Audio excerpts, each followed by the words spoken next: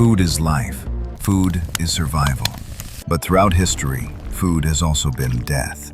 Behind every feast, every strange delicacy, lies a hidden danger. And some foods have killed more people than weapons ever could. In Japan, one dish is legendary for its danger. Fugu, the puffer fish. Beautiful, delicate, served in thin slices.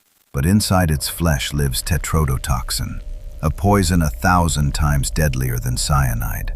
One bite too deep, one careless cut, and your lips go numb. Then your body stiffens. You can't breathe, you can't scream, and within hours, you're gone. Even today, fugu takes lives every year. But not all deadly foods look exotic. Some look as simple as bread. In medieval Europe, rye grain carried a fungus called ergot. Villages ate it unknowingly, and then the madness began. Convulsions, burning sensations, hallucinations of fire and demons.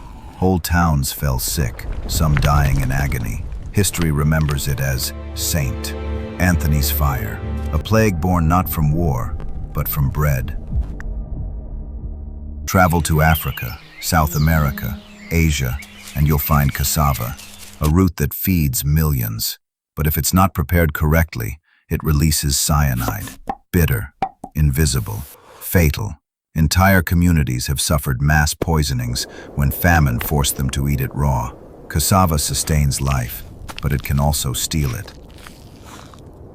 The ocean has its own tricks. Shellfish, clams, mussels, oysters. When the sea blooms red with toxic algae, their bodies fill with poison. Sailors and villagers feasted, not knowing, and hours later, paralysis spread. Breath by breath, life slipped away. The ocean, it seemed, had turned its food into a trap. Even the humble potato, trusted, simple, carries a secret. If left too long in the light, it grows green, and in that green hides solanine, a toxin, bitter to the taste, brutal to the body.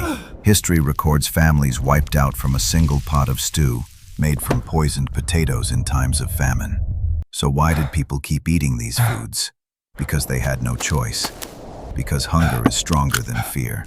Because every risk seemed worth survival. The deadliest foods in history were not always rare or exotic.